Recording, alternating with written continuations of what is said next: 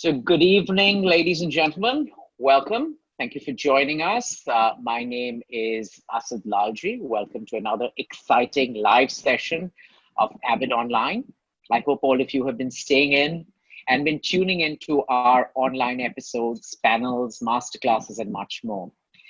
For those who don't know us, Avid Learning is a public programming platform and the cultural arm of the SR Group. We conduct close to 150 programs a year in the area of art, culture and heritage, innovation and literature across formats like panel discussions, workshops, masterclasses, and festivals. In October of 2019, we completed 10 years of our programming. Avid Online, our digital further learning campaign, was launched across our social media platforms as a response to the COVID-19 crisis in April of 2020. The objective is to enable our patrons and stakeholders like yourselves to engage with a range of topics across the breadth of the arts. The focus of the campaign is to keep members of the creative community connected, facilitate interactions, and exchange of ideas. We continue to evolve this campaign by expanding our formats, reintroducing our existing IPs online, and working with our longtime collaborators to present thematic programs and series. In this vein, we bring you today's program in partnership with Penguin Random House India and Literature Live. So without further ado, welcome to Documenting Food and Travel Adventures with writer Varud Gupta. Food and travel writing has emerged as one of the most popular genres of writing across the internet. Writing a lucid, evocative, and tantalizing piece on your last vacation, a new cuisine that you encountered, or a delectable culinary culture you may have discovered is a special art, and it must conjure and recreate not just a sense of place, but a sense of taste. Today's masterclass will give you a whole different meaning to the terms bon voyage or bon appetit, and will ensure that you never travel and taste the same way again. Our instructor today, Varud Gupta, is the co-author and award-winning book of the award-winning book, Bhagwan Ke Pakwan, which is a descriptive diary that journeys across India, showcasing a myriad of culinary cultures as experienced through travel. For more about him, please refer to the bio that has just been pasted in the chat box. Please note that this session will be for 75 minutes, which will be then followed by a 15-minute Q&A in which Varud will take comments, questions submitted by the audience. Do keep your questions ready. Keep submitting them in the chat box. Do it as you have them. Don't wait for the end. Thank you for tuning in to the session once again. And over to you, Varud, and look forward to a fascinating masterclass. Thank you very much. Thank you to Penguin, thank you to Literature Live, and thank you to the Avid team for putting this together. Honored and humbled by the turnout today. I'm very excited. So, documenting food and travel. My name is Varud Gupta, and we'll be answering questions at the end. Please add it to the chat box as something sparks in your mind. If you happen to have a question that lingers, that doesn't come through in the session, feel free to reach out to me on Instagram. I'll do one of those ask me anythings at the end. So if there's anything else that you have, please send it my way. With that, today's session. The idea of the masterclass today is to primarily get you guys thinking about food and travel in a new way. We'll be using a lot of the techniques, thoughts, and questions that I ask myself when I start a new project. And I've designed a couple of exercises so it doesn't become just me talking at you guys for the next 75 minutes. I'll briefly introduce myself, but before, we did a little competition this week on submitting your own food and travel stories. And so I want to start with announcing the winners. It was amazing to read all the entries that came in. First, Rupal Nagda. Your exploration of regional Gujarati and Surti cuisine was amazing. I loved the cultural inputs that you put in there with the sayings and really capturing the feeling of the food and the emotions of that cuisine.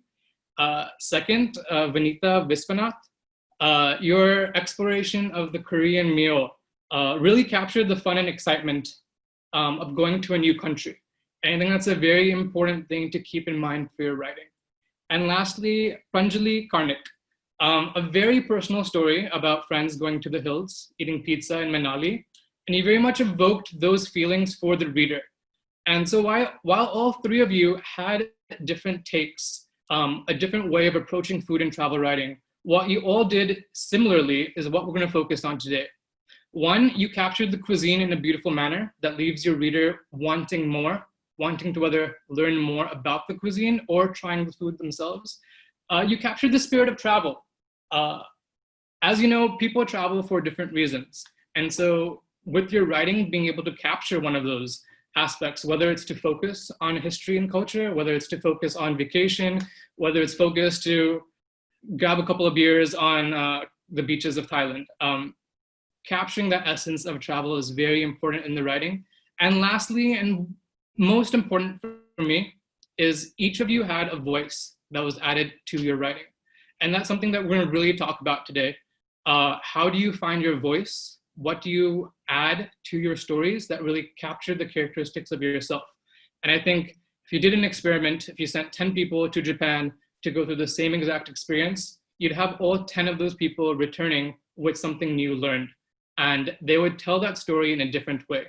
And so today is very much about tapping into what is your voice and how do you get there and how do you start writing. Really quickly, to chat about myself, I was born and raised in Texas. I did my undergrad in finance, actually. Very much had a business psyche for quite some many years. And then I decided to go into consulting. It was about 6 months into consulting where I decided this might not be the field for me. And I had this bout with depression. I'm being quite blunt and frank about it because I think mental health is something that we should be more frank about these days. And so I went through my own experience. A few months in, I did not see this as the right career path for me. And I made the decision to pick up a one-way ticket to Argentina and started charting my way through the different culinary cultures of the world. Primarily to figure out, I knew there was something about food. I was very privileged as a child. My mother instilled this passion for travel, and with passion of travel came food. So a lot about me going on this journey was to figure out what it is about food and travel that excites me. And that's one of those experiences that going through has lended itself to developing my voice in the past years. After traveling about, landed in India, for about a year and a half, I was writing everything and anything that came my way. Primarily, when you're starting off as writing, anyone that offers you an opportunity to write, you're going to take it. So a year and a half of more or less things not going through, we had this one topic, Bhagwan Ke Pakwan, which we pitched to a couple of people. Interestingly enough, it was first a TV series, which it didn't go through. Then it was pitched to a publishing house, did not go through. Actually, after 4 months of waiting, they were like, we like the idea, but we don't want you to write it. And then luckily enough, we got connected with Penguin. The book went through, and it's been a truly rewarding experience. Along the way, Bhagwan Ke Pakwan recently released Chotu, which is a graphic novel, A Tale of Partition and Love, as well as 2 children's books. So you can see while food and travel was very much the starting of this journey, I've come to enjoy writing. And I hope today you get a sense of what it means to start writing. Really quickly, to begin, I would like to share this small video.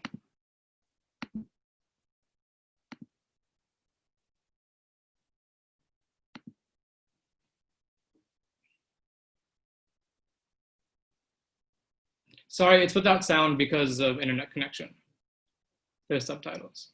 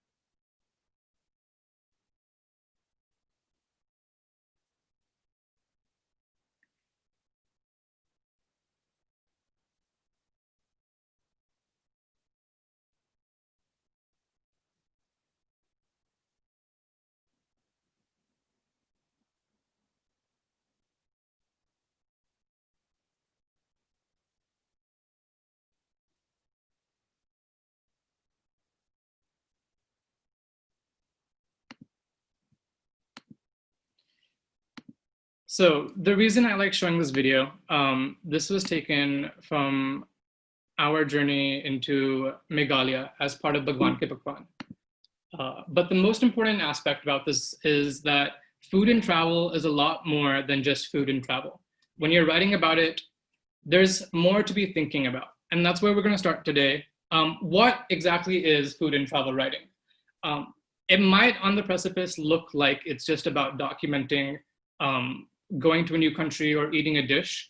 But the way I like to think about it is it's food and travel meets X.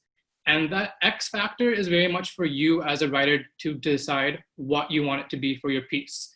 So to provide an example, as we saw with some of the work that you guys sent in, everyone has a different way of approaching the same experience, and everyone has their own voice that's lended to that piece. For Bhagwan Ke Pakwan, it was very much my natural curiosity of history and culture that went into the exploration of the food and the faith within these different regional cuisines. But different ways of looking at it. Anthony Bourdain is known to really focus on people's stories while exploring the world. On the other end, you have someone like Harold McGee, who focuses a lot on the science and the technology of food. And then there's also humor.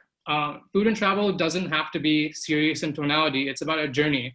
And so if humor is the aspect you want to take it, there's some great TV series, Somebody Feed Phil and Jack Whitehall's Travels with My Father, that add a humor aspect into the travel.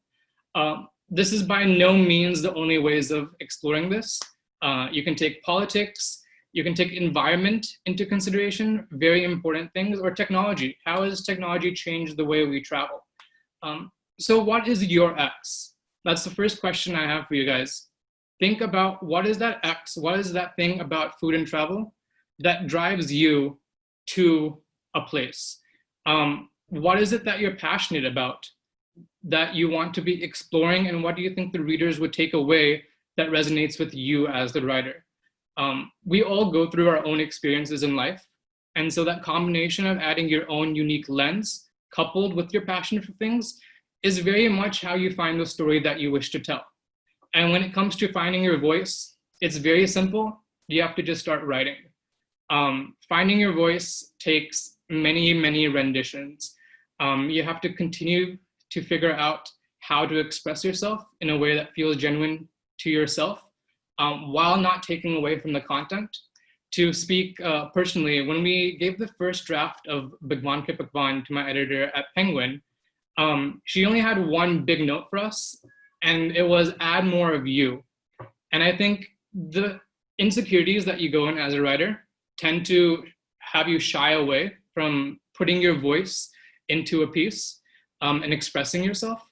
And so I really urge everyone that wants to write about their food and travel journeys to just start writing. And very much the prompt that the Avid team sent you this week is a good way to start.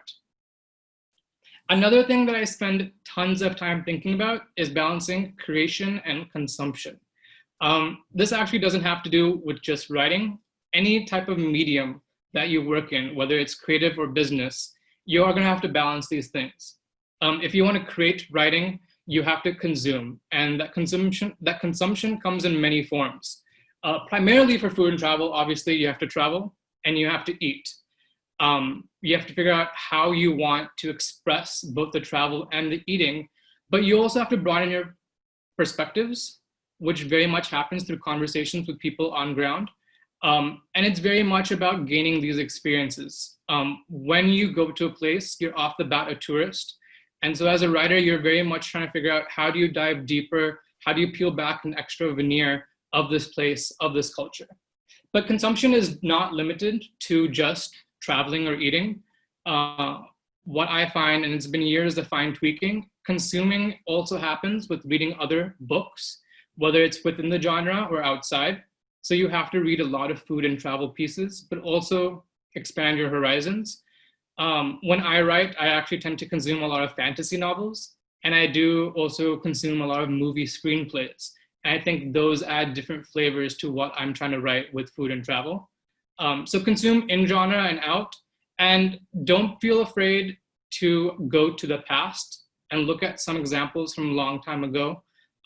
Food and travel constantly emerges as people do new voices and add new tales.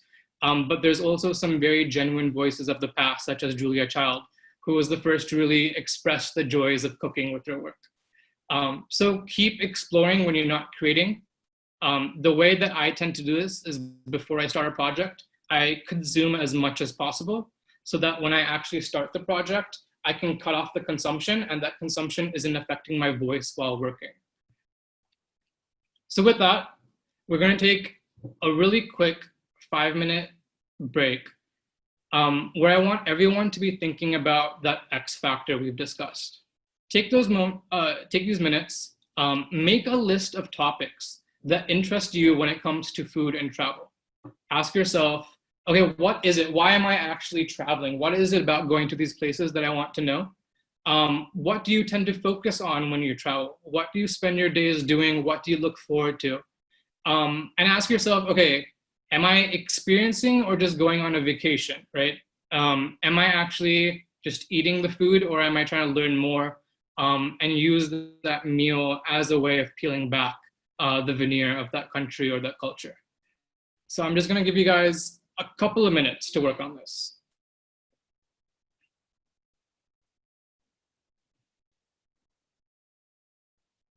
It doesn't have to be full sentences. It can literally just be words or thoughts. What is it about traveling that excites you? What are those phrases? What are those things that are going through your mind during that time?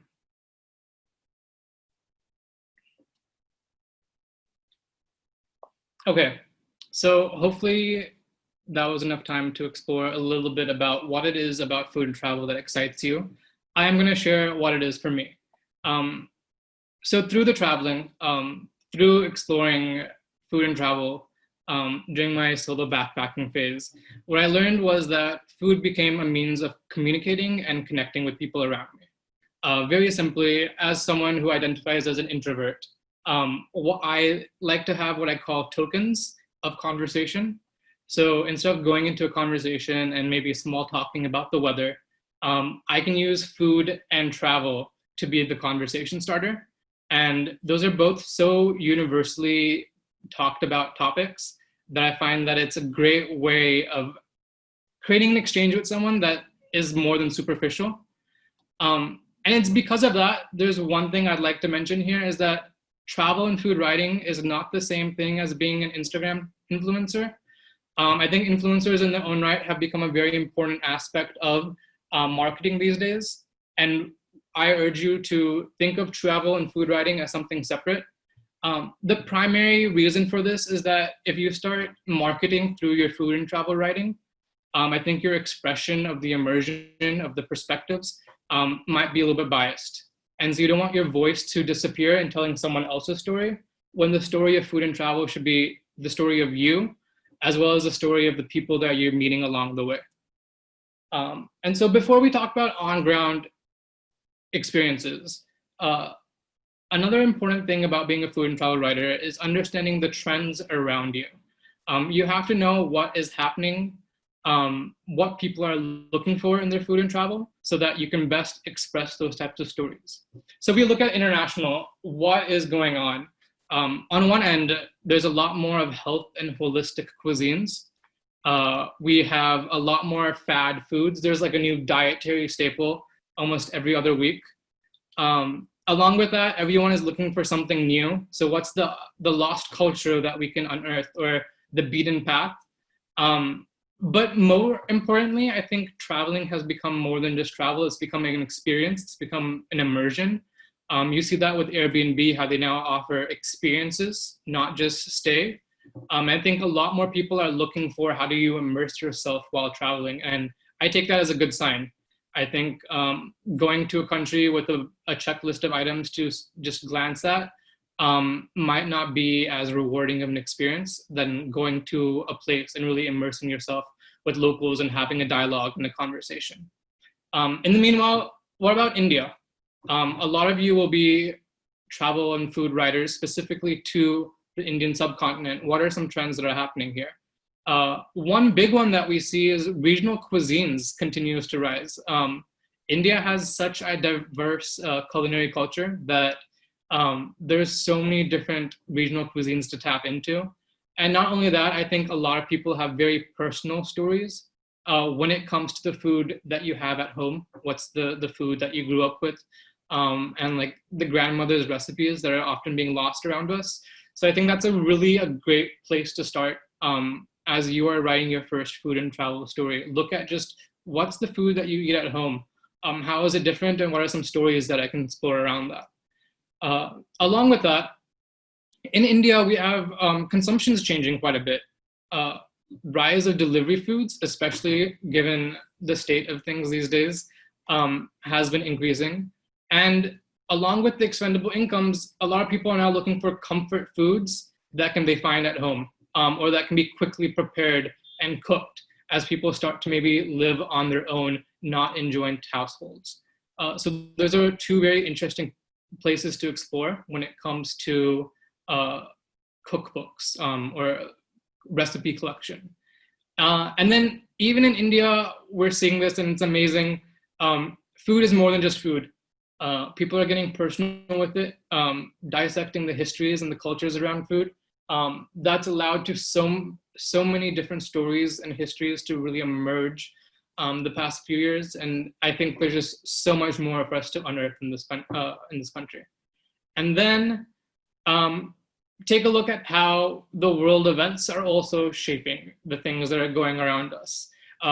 Ideally, I want this to be a coronavirus-free conversation, but when looking at trends, you have to look at a few things. One is there's a chance that travel might be inhibited for the coming years. There might be more people staying within India to travel rather than going outside of the country. So that's one place to look at tapping into for your travel writing. And as we mentioned, a lot more at-home cooks. And so if travel isn't possible and people still want to consume food content, maybe looking at stuff that at-home cooks can pick up, easily digestible recipes. And the last conversation topic, the different types of platforms for food and travel writing. Through the years, I've done a mix of all of these. And if you have any specific questions, we can talk about these at the end. But the main difference is, think about it as long form versus short form. When it comes to books, you're looking at 30 to 70,000 words. And so they can't be a hodgepodge of small stories. They have to connect. They have to have some theme that's putting the stories together. On the other hand, when it comes to blogs and magazines, you can do snippets. You're looking at 1,000 to 2,000 words for pieces, especially if you're looking at a place like Nat Geo. Short form, but that doesn't mean that the story does not exist. It actually just becomes more vital of connecting the loose ends within those 2,000 words. And at the last end, you have a lot of brand writing, which is a good place to start, which is a good place to get money and get paid from. My one thing here is that brands, it'll be about the brand and it might not necessarily be about you or the exploration. So keep that in mind as you're doing your writing. With that, we transfer on to our second topic. How do you make the most of your on-ground experiences? And as the first chapter was it's more than just food and travel. This one, it's more than just seeing or eating. To elaborate on this, I'm going to use some stories from the book Bhagwan Ke Pakwan. So one of the places we went to, the Karbi tribe of Meghalaya, it was mind-blowing to see a culture that you often don't get to witness, especially as someone living in Delhi. We don't get to see a lot of these hidden cultures around us. And so this was a truly rewarding experience. The thing that we learned in Meghalaya while meeting this culture that's kind of balancing both their old faith and the rise of Christianity, they're very much trying to keep a grasp on their traditional practices. And so one lesson that I want to really express in Meghalaya is when you're writing about a culture, the onus is very much onto you because you're offering that lens into this place. You have to be as genuine as possible. Chances are many people tuning in right now have not heard of the Karbi tribe before. So the first time that they're reading your piece about this culture, about this cuisine, it will probably guide and inform their perspective or any biases possible about the residents living there. So I think that's a very important thing, especially if you're going the route of looking at off the beaten paths or unearthing cultures that most people don't have the ability to get to, understand that by telling their story, you're becoming a part of the story. And we'll talk a little bit more about that at the end. Then we have the Zoroastrian town of Udvara. This is the place where we landed. We knew what we wanted to explore, and a lot of that went for a toss off the bat. And the learning here is that traveling on ground, you have to be flexible. Chances are the research that you've done, the things that you've planned for, might not necessarily happen on location. And if we weren't flexible, we wouldn't be able to experience someone, the last picture of Vinod Bhai, who basically used to be an engineer, had a passion for ice cream, and so took an auto rickshaw, outfitted it with a cooler, and now rides around town feeding people seasonal fruits in ice cream form. And such an amazing story, one that I obviously resonated with. But when you get to a location, always keep in mind to be flexible and to be looking for those different stories that are possible and available for you. With that, Jagannath, the temple known for Chappan Bhog, the 56 dishes prepared every day for Lord of the Universe, Jagannath. The lesson in Jagannath temple is that of Jugaad. We went seeking permission from the temple society, and we had actually had someone tell us that taking photography inside would be allowed. And as we got on location, it turned out, no, we would not be able to take any photos inside.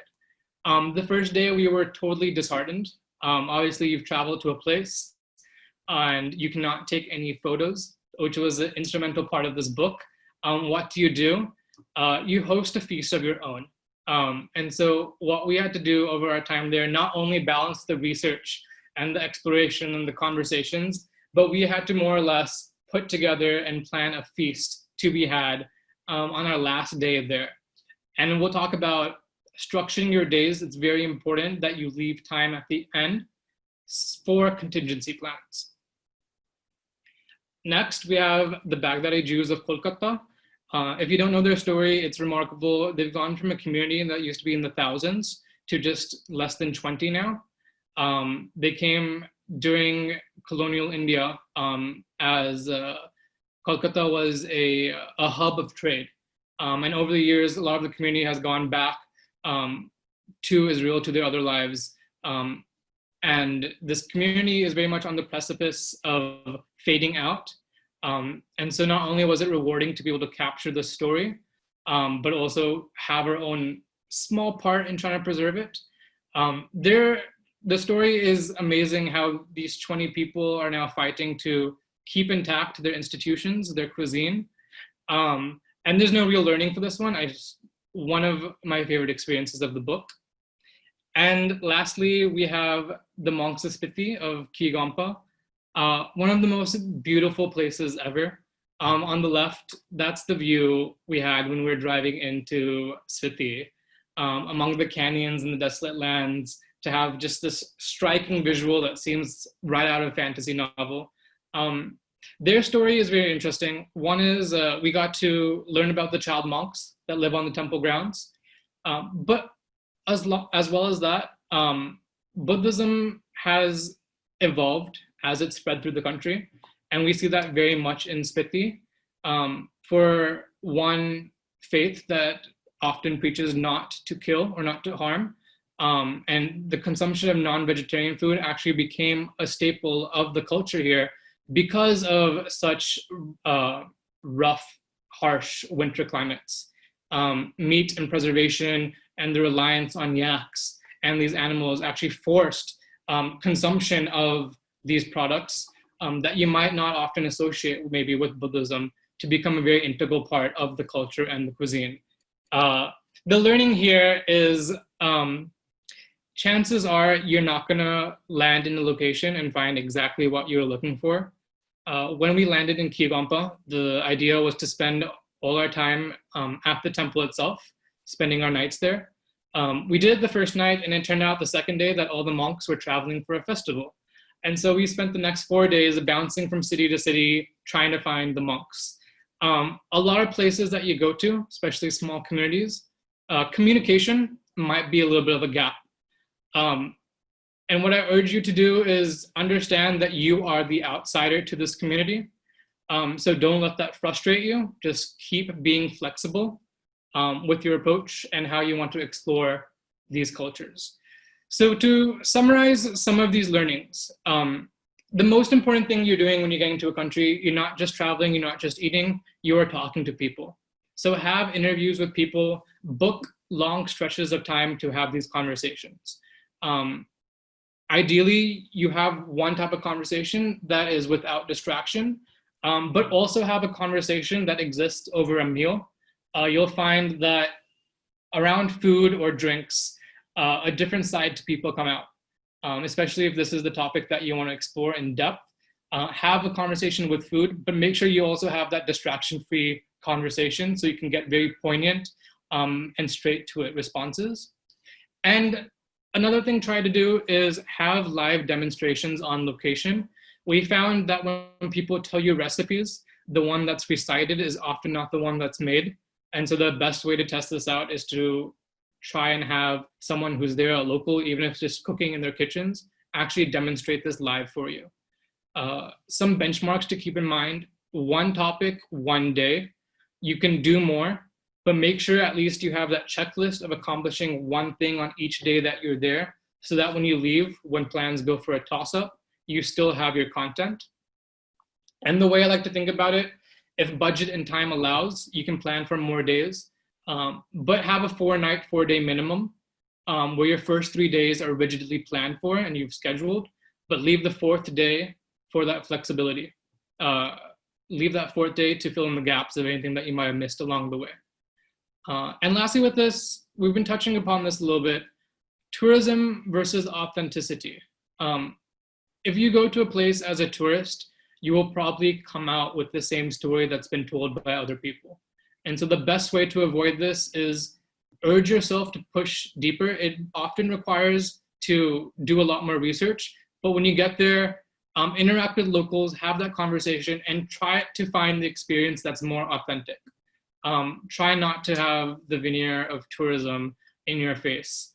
And I've found that conversations with locals is often the best way to accomplish this. So to give you an idea of the actual travel itineraries that we did for the book, in Spiti, we had about 24 hours of bus rides. We reached super late one night, had dinner with the hotel owner. That was our first conversation. The next day, we went to the monastery. We interacted with the child monks and the monks that were in charge of the kitchens. But this is when we learned that there were no other monks staying on the premises. They'd all gone out. And so the rest of the trip had been, we hired a cab and started driving to the other towns. This led us to experience Chicham for the actual celebration, where we sat down with the momo making aunties and learned how the celebrations happen and have a feast with the monks. But this also allowed us to visit one of the villages as they were going through the harvest time. And so you get a very different perspective of the people that are working in the fields. And the Cengiz was his name. He actually did a lot of the cooking for us. Find someone that likes to show off. Cengiz had a brilliant personality and he loved to show us things about his culture. And you very much need someone who can match your own enthusiasm for a place. Meghalaya, on the other hand, we stayed stationary in one location, but we hopped in with an itinerary that was discussed with the head of the tribe before we arrived. So we had very much put together exactly what we wanted to accomplish on each day, still allowing for that 4th day to be flexible and fill in the gaps. What you'll often find is that the first 3 days you might cover the conversations that you intended to do, but by the 4th day, you just have so many more questions. So leave that 4th day to explore these topics. And most important takeaway, talk to everyone you meet along the way. In Spiti, we had hired a cab to drive around, and one of the conversations I kept having was with the driver. He was the one that shed light on different things. We discussed Salman Khan for a very extended part of those drives, and that actually made it into the book. Even though it was a mention, it wasn't as important to the food and travel. It became a flavor of the experience. And so talk to everyone along the way. Um, Last bits of insight for on ground. The way I like to do it is I keep a dictaphone, whether it's a separate entity or it's your phone. Record all your conversations after asking for permission. I found this is the best way so that you can actually remain engaged in a conversation and not miss out on the details. As the person asking the questions, you don't want to run through a list of 1, 2, 3, 4, 5. It's often you ask one and then you keep diving deeper into the person's response. This takes a bit of practice to accomplish, but you have to be a very active listener to be able to dive deeper into a lot of people's mindsets. And so having a dictaphone helps. The only reason I don't recommend using your phone is that it leaves your phone free for A, photography, and B, if your battery doesn't die out on your phone and you end up stranded somewhere. Have the journal with you. This will be your broader topics. This will be your questions, as well as I use my journal to basically write out the key words or thoughts or phrases that pop into my mind that I want to remember for later. Along with this, budget time to digest what you are learning. There's a chance that you'll run to a place, as we did with Meghalaya, and have a lot of things that you want to do. I recommend that you find some downtime to actually digest what it is you are learning, and you can use that time to set up your day for. With that, have flexibility, have a plan B option, and be open to what you will find on location. What we found with the book was that the research that we did online often did not match up to the realities of things we were finding on location. And so do your research, set everything up, but don't be held to your research. Be flexible and open to what you will find on location. So with that, our next exercise, take another 5 minutes and think back to your list of topics, right? What were the things that you wrote about that excited you about food or travel? Now try to break them down and associate them with an experience or a memory from on location. Take something, whether it's history. History excites you about a country, or the culture. Now try to associate that with the memory or experience that you had from that place. Ask yourself a few questions. What was memorable about it? Describe some of the specific details that come to mind. Close your eyes if you have to and just think back to being on that spot, in that location, and thinking about that experience. What are words, what are feelings, what are emotions that are being evoked? And now try to tie the two together. Think about this experience, think about this memory. How can you tie it to the X factor? What excites you? This is very much step one to finding your story and your voice. Finding those experiences that really triggered and that linger in your mind and connecting it to things that you're passionate about. So I'm gonna give you guys a couple more minutes to try this out.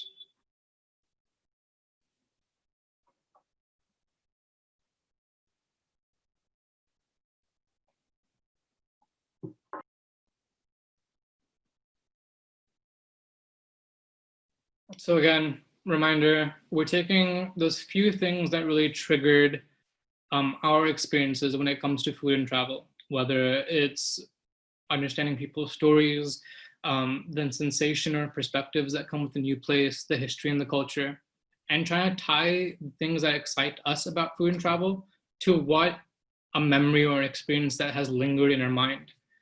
Just a couple more minutes, try tying those things together. And try to start using specific words. Again, it can be a stream of consciousness. It can be random thoughts that come to mind. To start writing it all down. I very much don't write from A to B. I'll open up a blank page and just throw a bunch of words and sentences out there. So no one's judging you right now. No one's going to read this. Be open and free to the words and the thoughts that are coming to your mind, and just try writing it all down.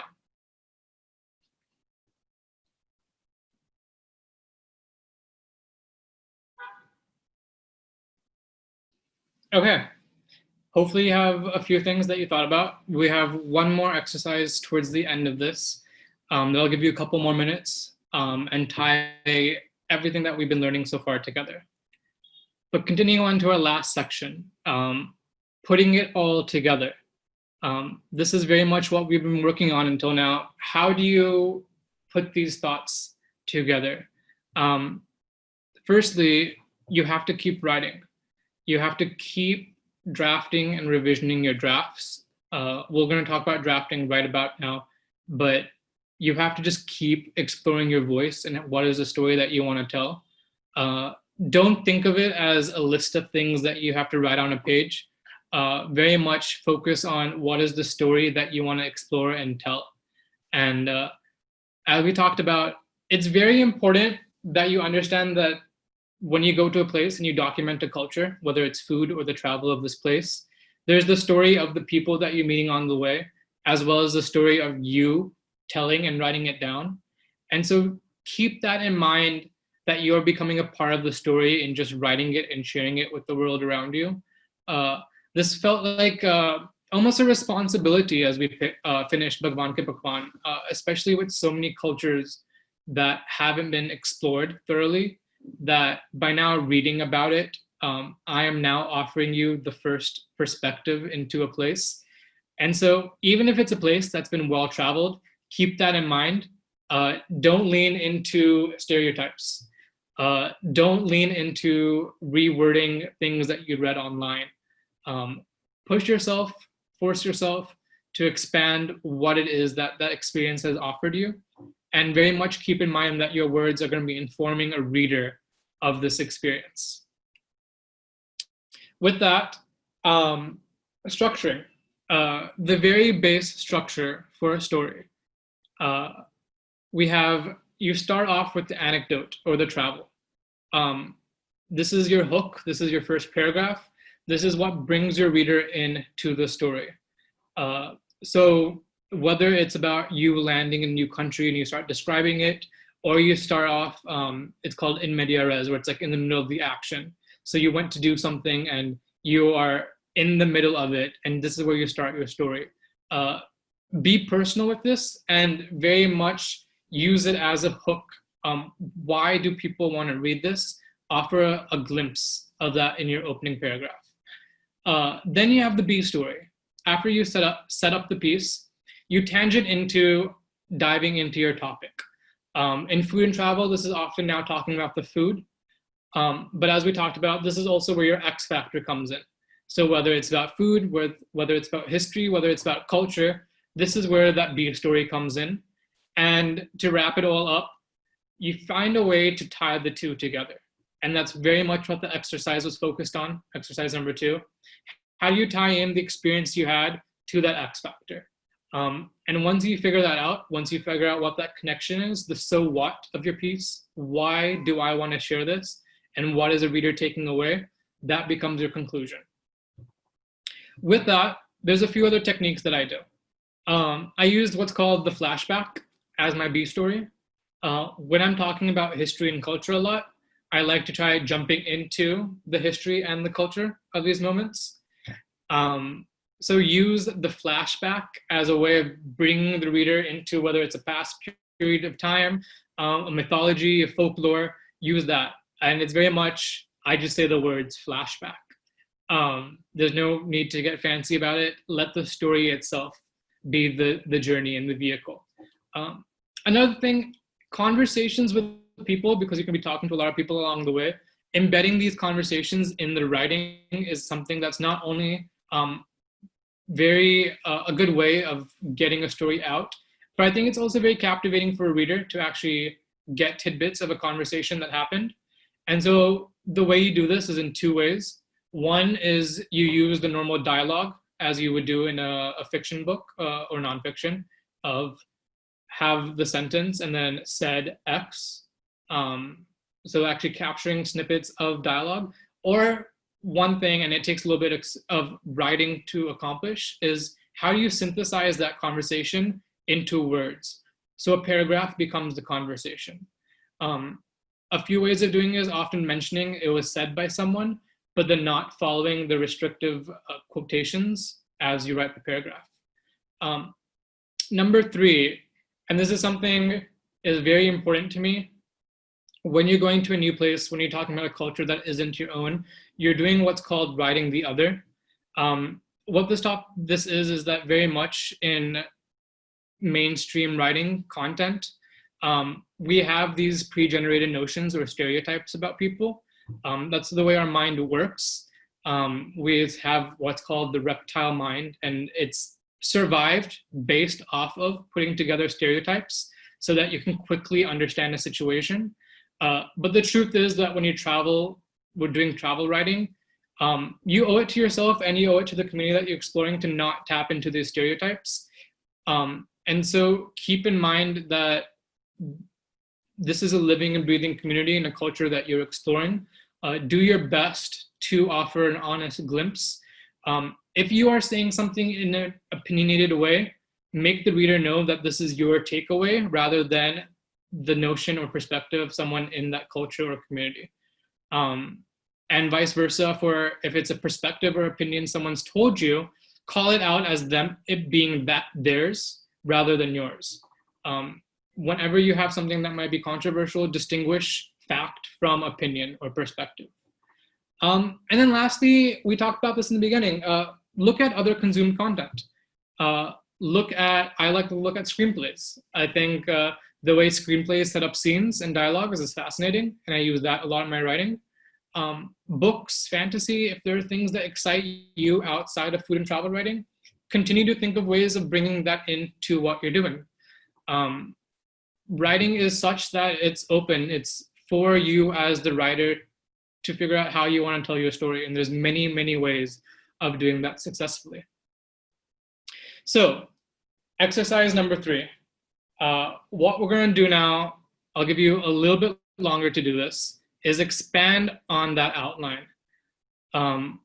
Number 1, if you haven't yet, tie in the X factor with your travel experience. So think about the memory you have or the experience you went through and ask yourself, what's the takeaway? What is the information that I want the reader to know? And then after that, start to expand on it. Add whether it's a meal or a dish, add the specifics, the descriptions of that dish into the piece. And figure out what are the connection points? How do I actually travel? How do I actually tie this dish into the experience of story and traveling? And lastly, one important thing to ask yourself is, did you learn something or return changed? What was it that you took away from this experience? And this will add to a more robust ending for your piece. There are some chances that you might have to go and do some research right now. So since I don't want that to happen right now, write down the topics, or if you have a highlighter, highlight the things that you want to dive into more, but finish outlining your piece, right? So recap, you have your X factor, you have the thing that excites you about travel and food, you're adding your experience into it, and now you're very much outlining what that piece will be. I'm gonna give you guys another 5 minutes to explore this.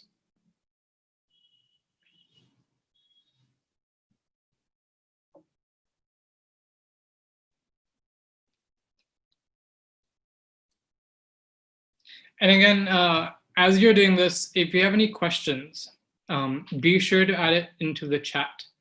We're going to round it all up and do a Q&A as we end this presentation. So a couple more minutes to work on your outlines. But if you do have any questions, be sure to add it to the chat right now, and we'll get to that.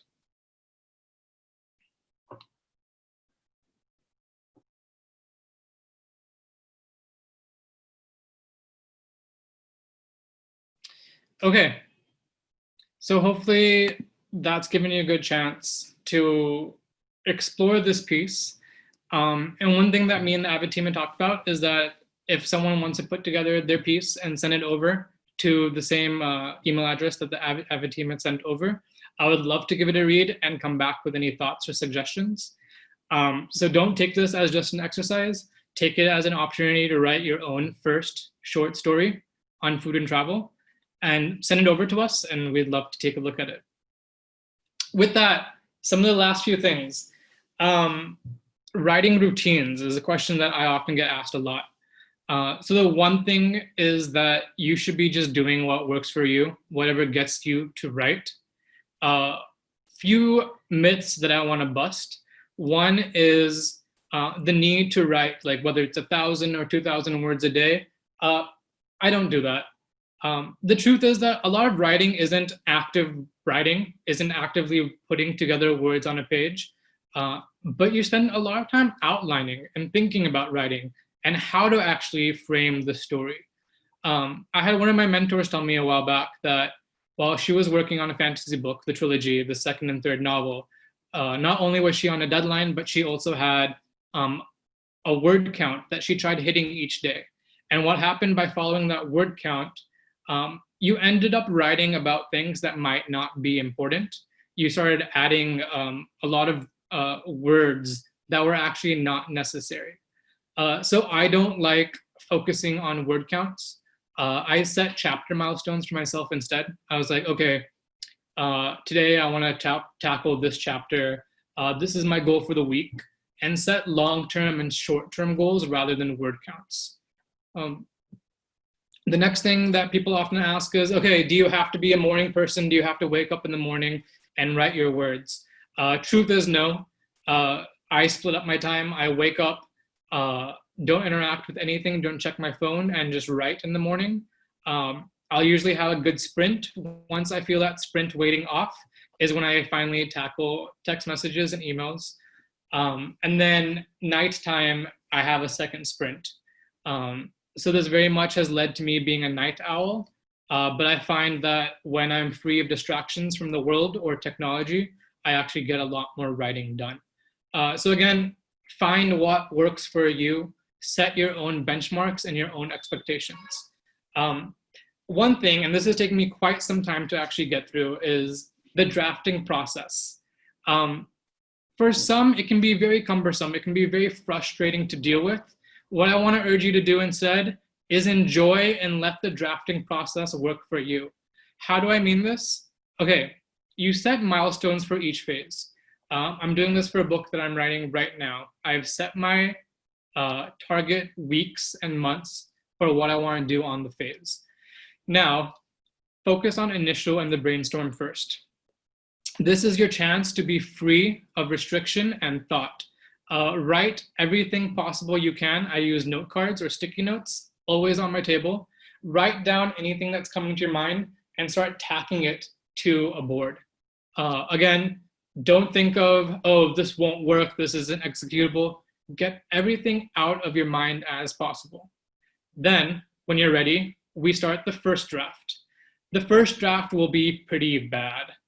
It's taken me quite some time to accept the fact that my first draft might not be great, but that's fine because the first draft is very much, okay, how do I actually take these thoughts and put it onto a page? How do I make it flow? What is my outline? My grammar will be off the charts bad. There'll be a lot of paragraphs and a lot of typos. Again, that's completely okay. Let the first draft work for you. Focus on just getting the story down. Then you have your second draft, and this is when you can go through and flesh things. You'll move things around. At this stage, you feel confident about your story so that you can focus on the details. It's a very important thing. I'm going to say that one more time. First, feel confident about the story that you're telling, and then focus on the details. It doesn't make sense to spend two paragraphs talking about a dish only for it to not fit into your body of work. So keep in mind, the second draft is now the time that you can focus and hone those words. You do a lot of trimming at this stage, but again, make it work for you. You are now basically free of the pressures of story, so you can focus on those small details. Once you've done your round of editing, copy editing, fixed your grammar, I usually find that I cannot read my work anymore, and so I need to turn to feedback. Get feedback from someone you trust, whether it's a friend or someone that also writes, or someone that you think might enjoy it. Try not to, I probably wouldn't send it to my mom because I think she would like anything that I did. Or in case if you have someone like your mom who is very critical, then maybe it works for you. But send it to someone that you think will give you honest feedback and take a look at your work. And then you basically have the editing stage. And this is the most tiring stage, but I feel like the editing stage is the stage where good work becomes great. If I put my heart and my time into the edits, the work evolves and blossoms. If you skip this, if you do a very glancery edit at this stage, you will not get your piece to where you want it to be. So again, the drafting process exists as such, where it can be tiring, it can be lengthy, but make those revisions, make those rounds work for you. Understand what you need to accomplish in each and target it as such. The last two topics, pitching your story. This right here is an actual pitch that I sent to Nat Geo. I'd sent the first story through that I wanted to do a story of my Iceland travels. They did not respond, I think, for 3 to 4 months, at which point they did with interest. But unfortunately, I'd already found another home for that article. So I pitched them the other. And so that last paragraph is what you're looking for. The pitch is, known as the only Parmesan, this cheese is still produced through an apprenticeship model and long-standing tradition between cheesemaker and milk producer. The story will include its history and production, but also help a reader understand the impact aging has on taste, and my usual tangentials, such as the shock of entering a warehouse where the cheese is worth well over 6 figures. This is very much you capturing what the story is about, your unique voice added to the story, and obviously adding something that's like a wow factor will help not only the editor looking at this piece, but also your readers leave a lasting impression on them. And right here is actually the pitch we did for Bhagwan Ke Pakwan. So to get this across, we had to do a sample chapter for the publisher. We did the first chapter on Spiti, which became the last chapter of the book. And actually, as you'll see, a lot of the locations that we had initially chosen did not make it into the book. We might have started with about 30 different communities to explore within India, but over time, through actually doing research and trying to make it all fit in as a book and a story, we didn't do those places. It became more or less 6 new places that actually made it into the book. But the pitch is about encompassing what this story is about. What is this book about? As you see, we have holistic recipes, we have histories of temples, and we have the exploration of culture. And those were basically the 3 pillars of what we wanted this book to be about. With that in mind, we did the sample chapter, which is, again, you're showcasing the content, you're showcasing the voice. And with Bhagwan Ke Pakwan, the pictures were such an important part. We were showcasing the pictures by Devang Singh, who did a spectacular job capturing the cultures and the cuisines of these places. To wrap up my very lengthy talking monologue, expectation management. Something to keep in mind when you start writing and you start putting your writing out into the world. One is being an author is a lot more than just writing. When I started, I very much romanticized the idea of being a person stuck in the attic with a typewriter, not interacting with the world and just getting words onto a page. That's not the reality of it. You have to do a lot more than just write to be an author. It's very much akin to starting a company. You have to manage all these different things. You have to manage costs, you have to manage timelines, you have to manage marketing and publicity. So keep in mind that writing is a lot more than just the writing. There's a lot more that goes into getting your work out into the world. Number 2, write you. And I feel like I've very much been a broken record motivational speaker at this point, but writing you is such an important part of writing. One is because with both the projects, they were like working on them for 2 years. And as we talked about in the drafting process, if you get fatigued with what you're working on and you hit the edit stage and you don't want to work on it anymore, which is quite likely, your work probably won't blossom. It won't probably be the best version of the work that's possible. And so it becomes very important to write you. The other reality is that you might work on things as I did for 1.5 years and they go nowhere. But I still learned through all those things. And a lot of that stuff I still find uses for even now, because I was so invested and interested in them at that point. So write you, be open to commerce and arts battles. Understand that publishing is a business at the end of the day. And so it becomes a lot with the first point of it's a lot more than just writing. keep that stuff in mind, that you will have to make business decisions as well, as we had to do for Bhagwan Ke Pakwan. We could not just go on a vacation for 2 months as much as we would have liked to. We had to very much manage our budgets along the way. And then success, as with most things in life, is speculative and marketing a crapshoot. And this is why writing you becomes ever more important. You don't know where the book is going to go, in which hands it will land in, and which readers will enjoy it. I've loved the people that have communicated with me and told me how much they like the books that we've put out. But at the end of the day, the book was for me. Bhagwan Ke Pakwan was very much akin to the journey I was going through on an individual level. Chotu, the graphic novel, was very much akin to my thoughts on how one makes a difference in the world, no matter how small you are as an individual.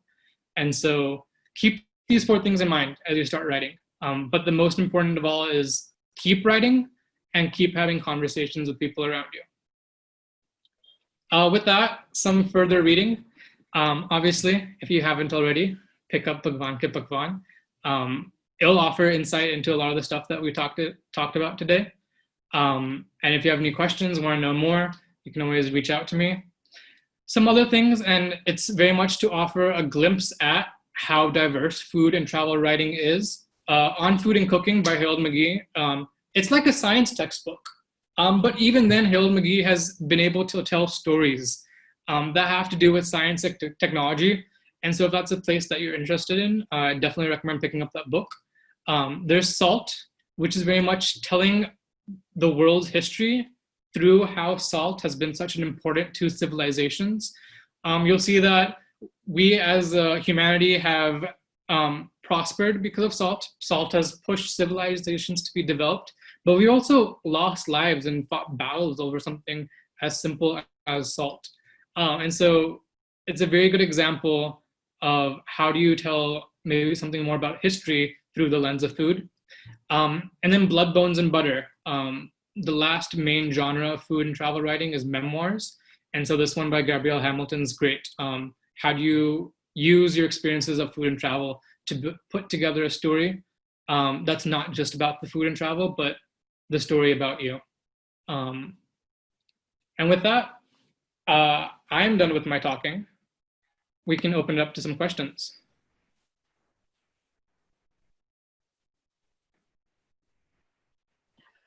All right.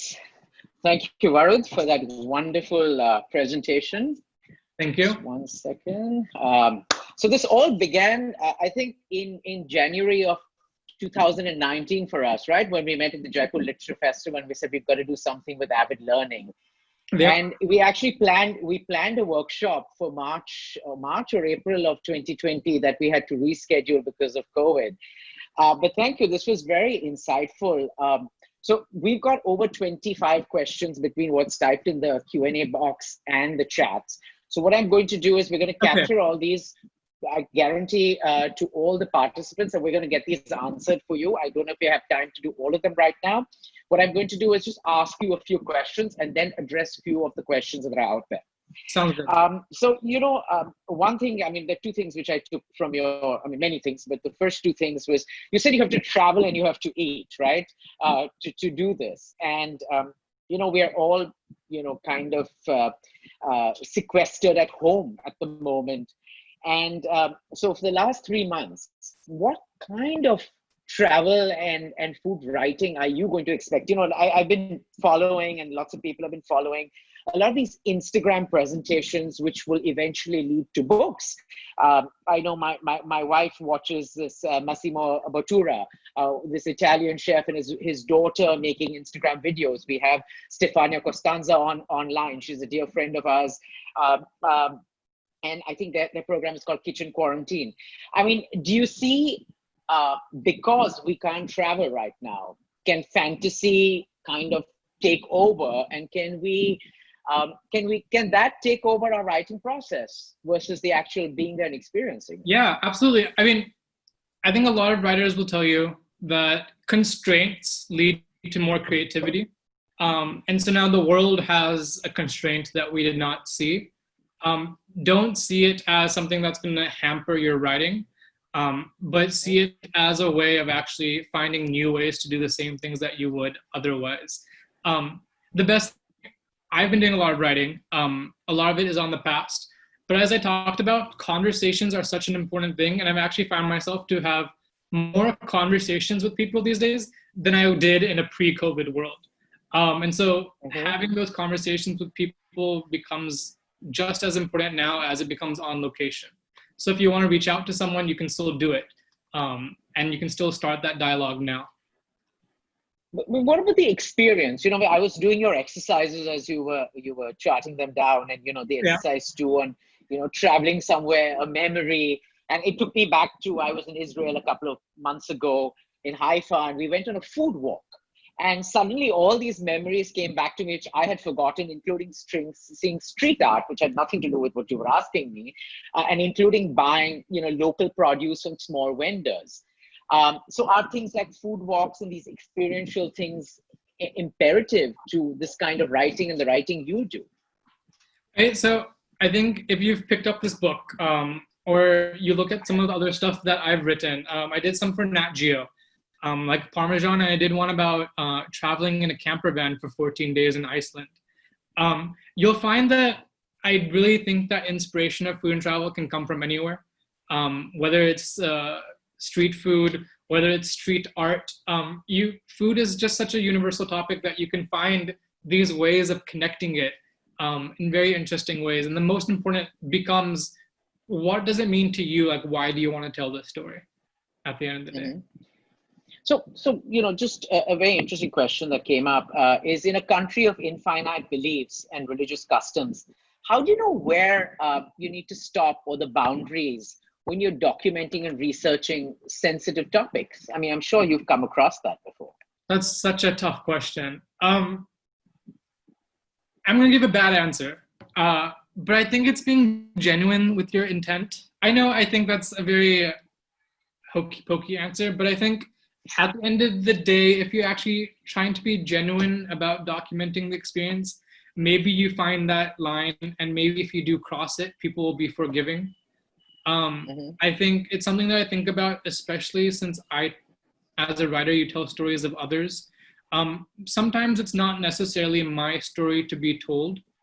I do believe that, but I think there's a greater letdown is not letting the story be told in the first place.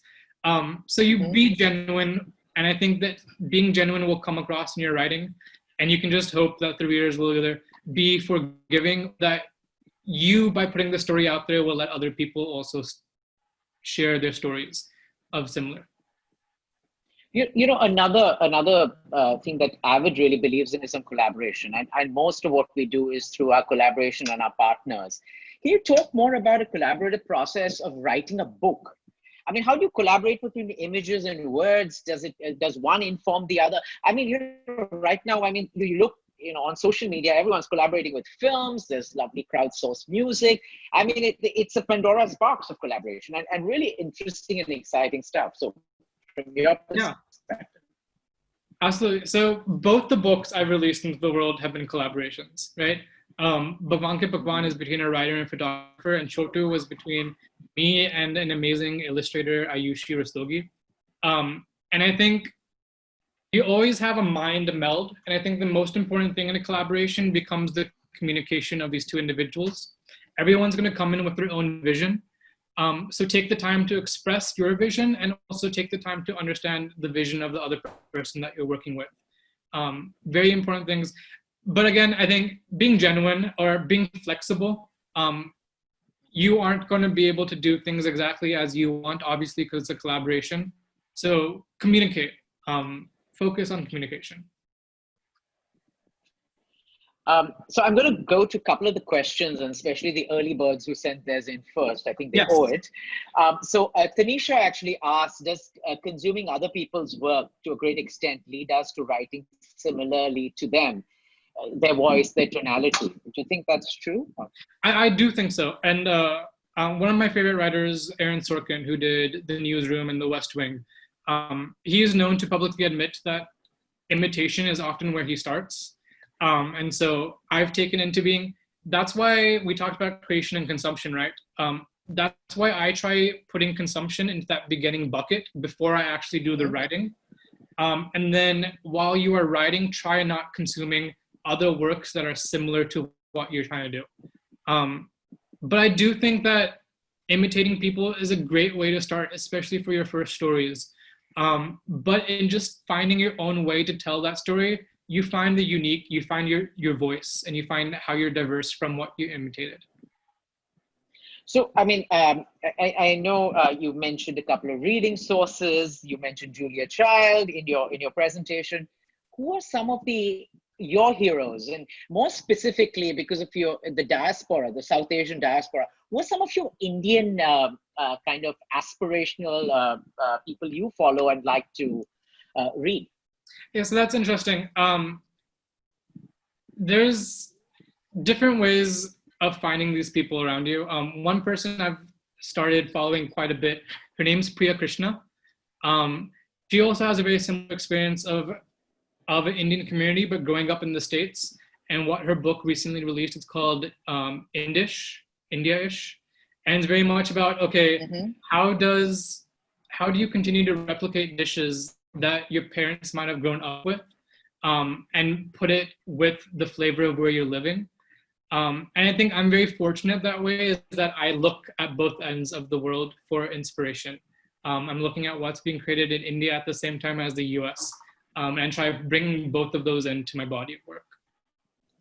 You actually mentioned about somebody's grandmother's recipes, and we have a dear friend whose mother passed, and he's trying to recreate all his mother's recipes, and he's trying to write recipes about it and write stories about it, but he can't even read the mother's writing to start with, which is another problem. But how do you think of taking your heritage, your family heritage and legacy in the culinary world, including travel, and documenting it and putting it out there in different forms? Yeah, I mean, I think that's a great thing to do. I think a lot of this is being slowly lost in the world around us. So I come from a Banya family. And so we have our own, cuisines that we eat. We're heavy aloo eaters, which is not great when you're trying to low carb or diet. But anyways, I think it's a great thing to do. I think it comes back to conversations. So when I first landed in India, the person I spoke to the most about food was my dadi. And it was just in documenting not only the recipes, but also her stories around these dishes. We actually have a family thread, and each week my taiji has been cooking with my dadi in lockdown. And so we're getting WhatsApp messages on the recipes that they're creating, which is great. Tap into your family, absolutely. And as we discussed, there's so much to explore in the regionality of India that continue to look into what those new stories are that you can unearth.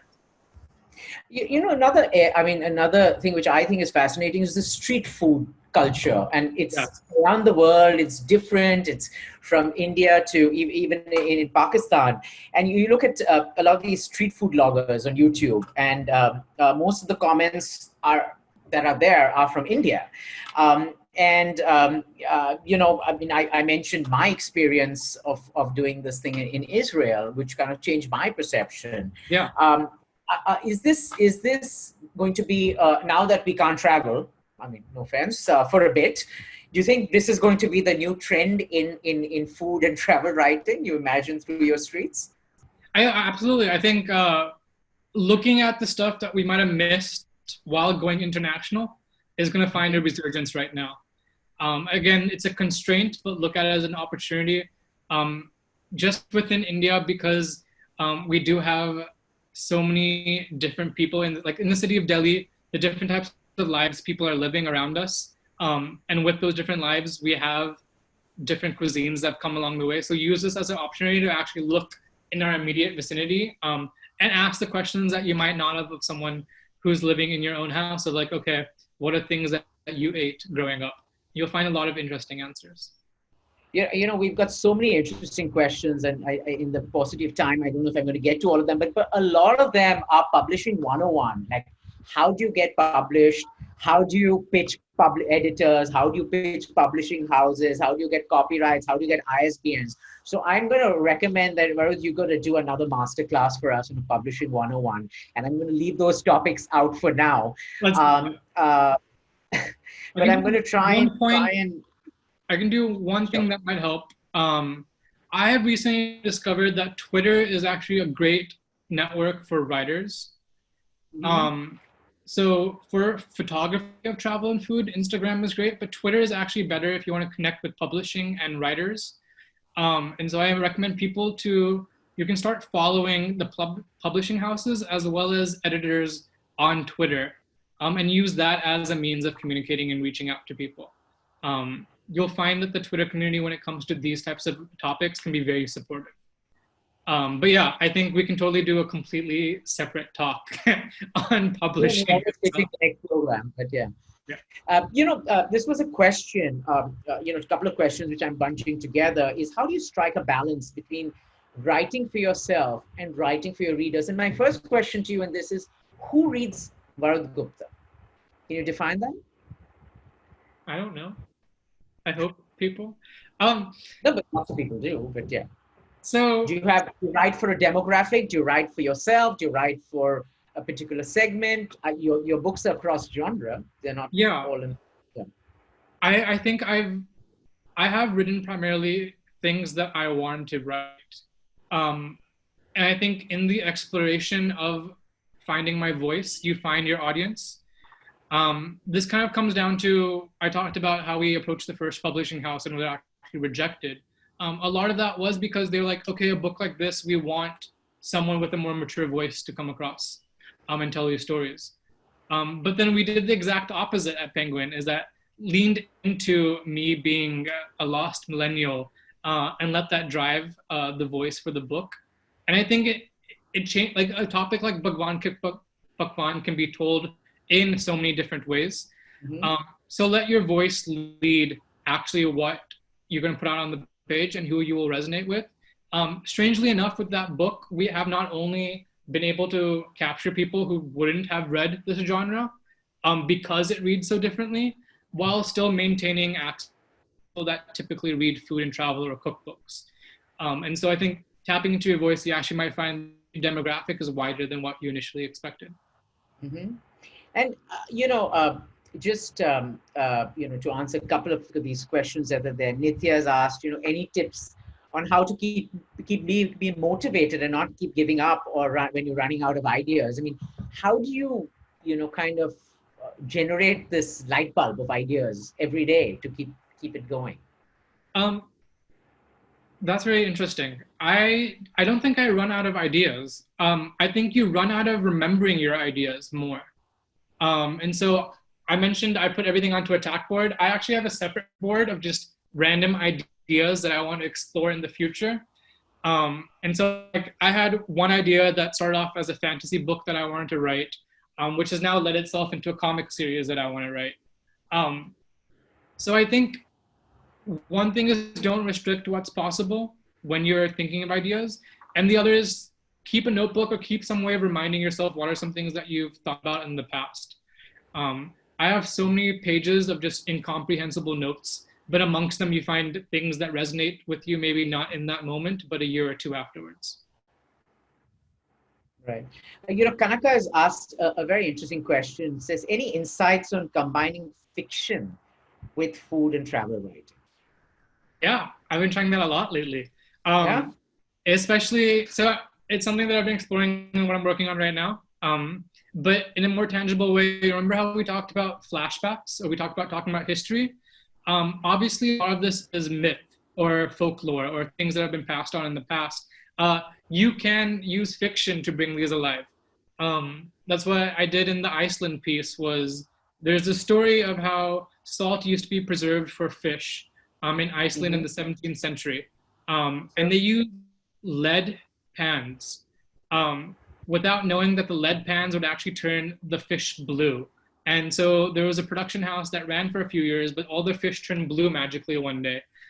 What I did in the Iceland piece was I just reimagined two people doing a science experiment and they turn out with blue fish. I definitely think fiction and food has a lot more going on and you read some great fantasy authors, Tolkien, Martin, all these people have really cool food that's a part of the journey that you're going on in fantasy.